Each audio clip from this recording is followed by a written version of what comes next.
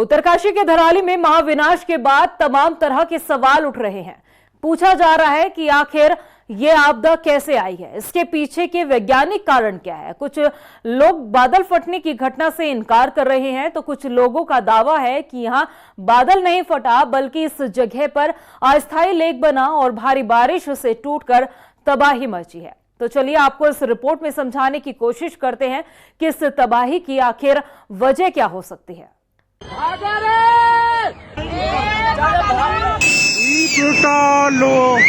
उत्तरकाशी के धराली और हर्षिल में आई भयानक आपदा के बाद से राहत बचाव कार्य जारी है, मगर इन सब के बीच लोग ये जानना चाहते हैं कि आखिर धराली में त्रासदी कैसे और क्यों आई। इसके पीछे के कई वैज्ञानिक कारण हो सकते हैं, लेकिन इस आपदा से जुड़ी 3 थ्योरीज की सबसे ज्यादा चर्चा हो रही है। पहली, खीरगंगा के पानी में उफान के पीछे ग्लेशियर टूटने से जुड़ी हुई है। कहा जा रहा है कि हैंगिंग ग्लेशियर मतलब ऐसा ग्लेशियर जो बड़ी घाटी के किनारे या पहाड़ी पर टिका होता है। कुछ लोगों का मानना है कि यहाँ पर हिम चट्टान का भूस्खलन हुआ होगा, जिससे इस इलाके पर झील बन गई। पहाड़ों में अक्सर देखा भी जाता है कि हिमस्खलन से कई बार यहाँ झीलें बन जाती है। इस तरह के ट्रफ इलाके में या तो पहले से ही पानी जमा हुआ होता है या फिर कई बार बर्फ टूटकर गिरी हो, जिसने एक झील फॉर्म कर दी होती है।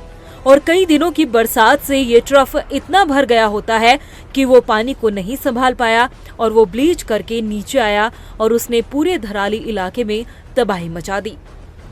दूसरी थ्योरी के मुताबिक कुछ लोगों का मानना है कि हो सकता है यहाँ पर भूस्खलन हुआ हो और कोई चट्टान टूटकर इस नदी के संकरे रास्ते में आ गई हो, जिसने यहाँ एक झील फॉर्म कर दी और जैसे ही यहाँ पानी बढ़ा तो झील उसे संभाल नहीं पाई और टूट गई, जिस वजह से धराली में आपदा आई।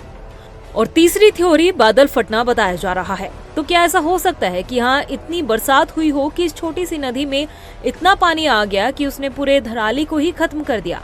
हालांकि वैज्ञानिकों के मुताबिक ऐसा कुछ नहीं हुआ।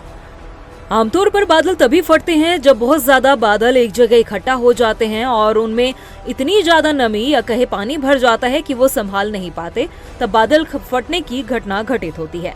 और अगर कहीं बादल फटता है तो उस इलाके में 100 मिलीमीटर बारिश होती है, लेकिन उत्तरकाशी में तो इतनी बरसात हुई ही नहीं। इस आपदा के बाद सबसे ज्यादा चर्चा बादल फटने वाली थ्योरी की ही हो रही है, लेकिन वैज्ञानिक इससे इनकार कर रहे हैं। इस आपदा के पीछे असल वजह क्या है, ये शोधकर्ता ही शायद सही ढंग से बता पाएंगे, मगर इस तरह के हादसों से सबक लेने की जरूरत होती है, न कि मलबे पर बसावट की। रफ्तार मीडिया के लिए देहरादून से ब्यूरो रिपोर्ट।